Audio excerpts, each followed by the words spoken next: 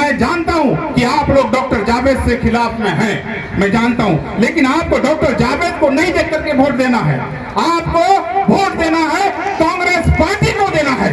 Congress party को हम लोग को जिताना है, ना कि डॉक्टर जावेद को। डॉक्टर जावेद साहब का भी शिकायत है। मैं आपसे कहना चाहूंगा डॉक्टर साहब, आपका शिकायत है, आप क्षेत्र में नहीं आते हैं, आपको क्षेत्र में आना होगा। टिकट के दावेदार मैं भी था और मैंने भी टिकट मांगने के लिए किया था। दोस्तों, किशनगंज लोकसभा चुनाव से पहले किशनगंज कांग्रेस में अंदर कलह खुलकर के सामने आ गया है। जी, किशनगंज में कांग्रेस पार्टी की तरफ से एक जनसभा का आयोजन किया गया था। आपको बता दूं कि आज किशनगंज के लोहागड़ा में कांग्रेस पार्टी की तरफ से एक जनसभा का आयोजन किया गया था। इसमें किशनगंज के राष्ट्रीय अध्यक्ष मल्लिकार्जुन खड़गे समेत प्रदेश के कई और नेता मौजूद थे। यहाँ पर किशनगंज लोकसभा सीट से कांग्रेस प्रत्याशी डॉक्टर जावेद आजाद, प्रदेश अध्यक्ष अखिलेश प्रसाद सिंह, कांग्रेस के पूर्व विधायक तौसीफ आलम भी मौजूद थे। इसी बीच बहादुरगंज के पूर्व विधायक तौसीफ आलम ने जनसभा को संबोधित करते हुए किशनगंज कांग्रेस प्रत्याशी पर जमकर के निशाना साधा। जी हाँ, और कहा कि किशनगंज के लोग किशनगंज कांग्रेस प्रत्याशी से नाराज हैं, डॉक्टर जावेद आजाद से नाराज हैं, लेकिन मैं फिर भी किशनगंज के लोगों से अपील करना चाहूंगा कि आप लोग कांग्रेस को वोट दें, कांग्रेस के नाम पर वोट दें, ना कि डॉक्टर जावेद आजाद के नाम पर। आपको बता दूं कि जब ये बात तौसीफ आलम बोल रहे थे तो उसके बगल में ही, जस्ट बगल में ही डॉक्टर जावेद आजाद बैठे हुए थे और उसके बगल में कांग्रेस बिहार प्रदेश अध्यक्ष अखिलेश प्रसाद यादव मौजूद थे। जब पूर्व विधायक तौसीफ आलम ने यह भी कहा कि मोदी जी को सत्ता से हटाने के लिए कांग्रेस को आना जरूरी है और किशनगंज के लोग भी कांग्रेस के नाम पर ही वोट करें, ना कि डॉक्टर जावेद आजाद के नाम पर। साथ ही तौसीफ आलम ने यह भी कहा कि मैं भी टिकट का दावेदार था, लेकिन मुझे टिकट नहीं दिया गया और डॉक्टर जावेद आजाद को ही टिकट दिया गया। लेकिन किशनगंज के लोग डॉक्टर जावेद आजाद से काफी ज्यादा नाराज हैं। किशनगंज के लोगों का शिकायत है कि डॉक्टर जावेद आजाद संसदीय क्षेत्र में भ्रमण नहीं करते हैं, लेकिन मैं फिर से चाहूंगा कि आप लोग वोट कांग्रेस के नाम पर दे, ना कि डॉक्टर जावेद आजाद के नाम पर। जब तौसीफ आलम ये सब बातें बोल रहे थे तो फिर डॉक्टर जावेद आजाद और बिहार प्रदेश अध्यक्ष अखिलेश प्रसाद सिंह असहज नजर आए। साथ ही तौसीफ आलम ने स्थानीय मुद्दा को उठाते हुए कांग्रेस अध्यक्ष मल्लिकार्जुन खड़गे से मांग की है कि जब आपकी सरकार केंद्र में आएगी तो फिर किशनगंज से पलायन को रोकने के लिए कुछ ठोस पहल कीजिएगा और साथ ही साथ यहाँ पर अलीगढ़ मुस्लिम यूनिवर्सिटी की फंड को जारी करेंगे। जब तौसीफ आलम ने और क्या बातें कही है, आप आगे इस वीडियो को देखिए। हिंदू भाइयों को नमस्कार। आज हमारे राष्ट्रीय कांग्रेस पार्टी के अध्यक्ष खड़गे जी आपके बीच, हमारे बीच पहुंचे हैं। सबसे पहले स्वागत करके हम लोग उसका सम्मान को बढ़ाएं।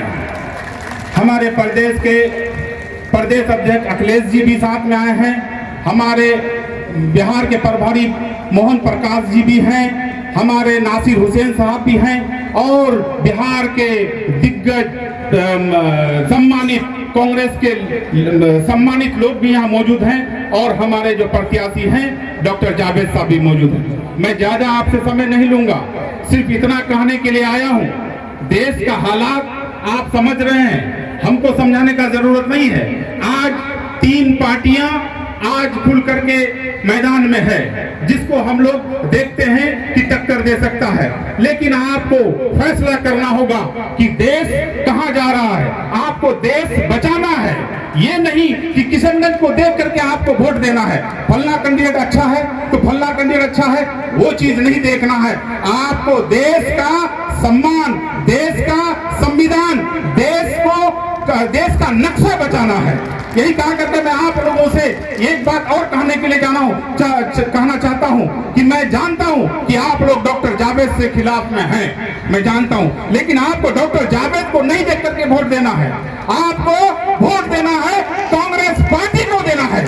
और मैं कहना चाहता हूं हमारे अध्यक्ष जी को कि आप जब प्रधानमंत्री के कुर्सी पर बैठेंगे तो हमारे किशनगंज जिला का कुछ मांगे हैं। 2010 में जब यहाँ एएमयू का शाखा खोला गया था तो यहाँ मनमोहन सिंह का सरकार में मैडम सोनिया गांधी आकर यहाँ उद्घाटन किया था और आज तक पैसा नहीं देने का काम किया है। मैं आपसे आग्रह करना चाहूंगा कि आप जब सरकार में बैठेंगे तो एएमयू का शाखा को आपको पैसा देना पड़ेगा। और हमारे लोकसभा में कम से कम 15 लाख सुरजापुरी बिरादरी, हिंदू मुस्लिम सिख ईसाई सब कोई सुरजापुरी जिसको बोलते हैं, उसमें आज तक हमारा एनेक्सर 1 में नहीं आ सका है। हम लोग शर्मिंदा हैं। मैं आपसे कहना चाहूंगा, आप जब प्रधानमंत्री के कुर्सी पर बैठेंगे तो हम लोगों का एनेक्सर 1 में भी नाम आना चाहिए। मैं आपसे आपके मुंह से सुनना चाहता हूं। और तीसरी बात जो सबसे अहम है, हर घर से एक व्यक्ति बाहर में खटने के लिए गया है। कम से कम 5 लाख लोग खटने के नियत से गया है, महाराष्ट्र, दिल्ली, हरियाणा।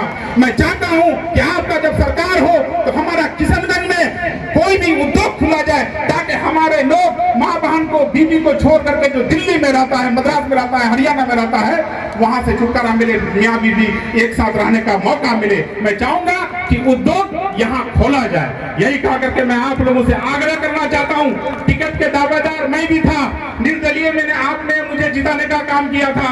उसके बाद 3 टर्म यानी चौथी बार आपने मुझे एमएलए बनाने का काम किया, और मैंने भी टिकट मांगने के लिए किया था। लेकिन जब वहां गए तो वहां कहा, जो लोग थे हमारे जो मानने वाले थे, उन लोगों का कहना था, खास करके खड़गे जी कहा कि देखो कांग्रेस में जो सेटिंग एमपी रहता है उसका टिकट नहीं कटता है। लेकिन हालात यहाँ का मालूम था, फिर भी कांग्रेस का नियम है कि टिकट जिसका सेटिंग रहता है उसका टिकट नहीं कटता।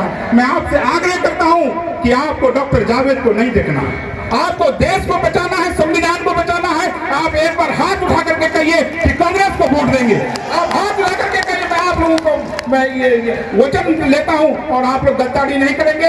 आज से लग जाइए, कांग्रेस पार्टी को हम लोग को जिताना है, ना कि डॉक्टर जावेद को। डॉक्टर जावेद साहब का भी शिकायत है। मैं आपसे कहना चाहूंगा डॉक्टर साहब, आपका शिकायत है, आप क्षेत्र में नहीं आते हैं, आपको क्षेत्र में आना होगा।